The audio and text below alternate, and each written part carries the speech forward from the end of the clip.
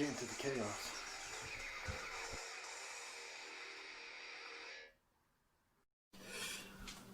Alright, once again, no pictures or video recordings in this video. I'm sorry. I'll come back when I have something.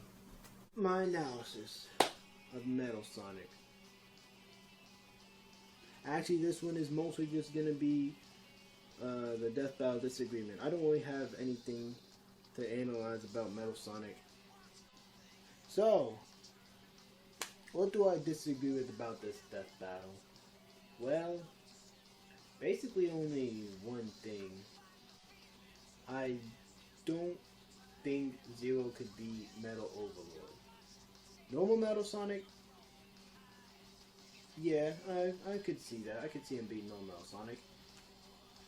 But Metal Overlord, that's a whole nother story. Now, if you watch this Death Battle and look at the analysis at the end for why Zero won, you would see that most of the debate against it was Zero versus Metal Sonic's base form. They didn't really go into anything about Metal Overlord except for the fact that Zero has dealt with other robots like that before. And I feel that this statement was solely based off the fact that Zero fights giant robots. Basing characters off of this kind of comparison doesn't seem like a very good idea, considering the fact that not only are they from two different universes, but certain characters don't have the same feats as the other one. Like, Metal Overlord faced off against Supersonic, and I don't think that any of the bosses from Mega Man have done anything like that. There was just no evidence that Death Battle showed that proved that this comparison could be made. Another Death Battle that did this kind of comparison was Dante versus Bayonetta. And in the battle, they state that Dante doesn't have any strength feat even comparable to Bayonetta's. And definitely not to Madama Butterfly. And despite this, they said that Dante has dealt with demons and stuff, and demons and other monsters that are like Madama Butterfly. But considering the fact that they said he has no strength feats comparable to that, I'm guessing that they were saying comparable to Madama Butterfly in the fact that they're big giant demon monsters, and not the fact that they have punched meteors with their heads or something like that. That was the only thing I didn't like about watching that Death Battle. I agree with it 100%. That doesn't mean you can go around and say that Dante can just shrug off Madama Butterfly punching him. I'm pretty sure if Madama Butterfly did hit Dante, he would explode into a million pieces. So, yeah. But anyways, back to Metal Sonic vs. Zero.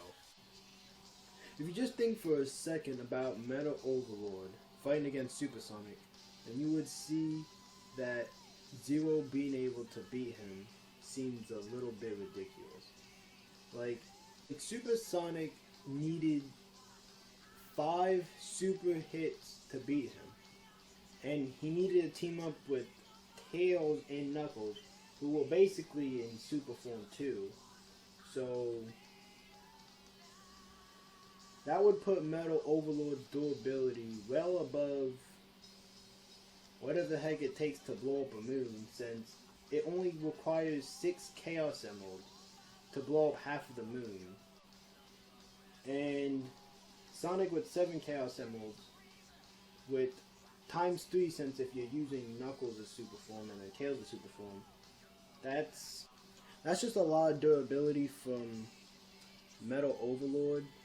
And I don't think Zero was given any strength feat that could surpass that. Zero's strongest durability feat was surviving a meteor that was comparable to the one that destroyed the dinosaurs. Metal Overlord would be at the very least 5 times more durable than that, since he had to be hit 5 times by a similar explosion to be defeated, or something that would cause a similar explosion like that. You know, Supersonic attacking him as hard as he can. It could be up to 15 times if you assume that Super Knuckles and Super Tails have the exact same strength as Supersonic. But I go with the very least. So at least 5 times more durable. In terms of strength, Metal Overlord, I wouldn't really know what to give Metal Overlord, since he hasn't attacked anything. I mean, he carries parts of the egg fleet, so he can throw giant spaceships around. But that's about it.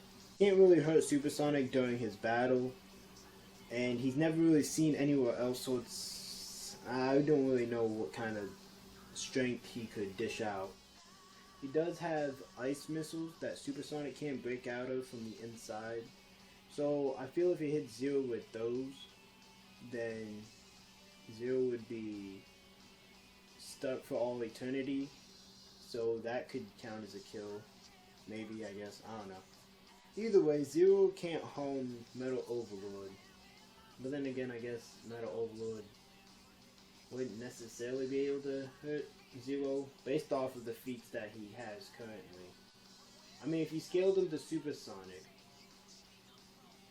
you could say at the very least he has enough strength to destroy half of a moon, since that only requires 6 Chaos Emeralds, and he's fighting against someone who has all 7, and then 2 other characters fighting beside him with basically giving the same power. So, I mean, you could argue that he could blow up at least half of the moon. That's basically the only thing you can do to get Metal Overlord's feats, is compare him to Supersonic.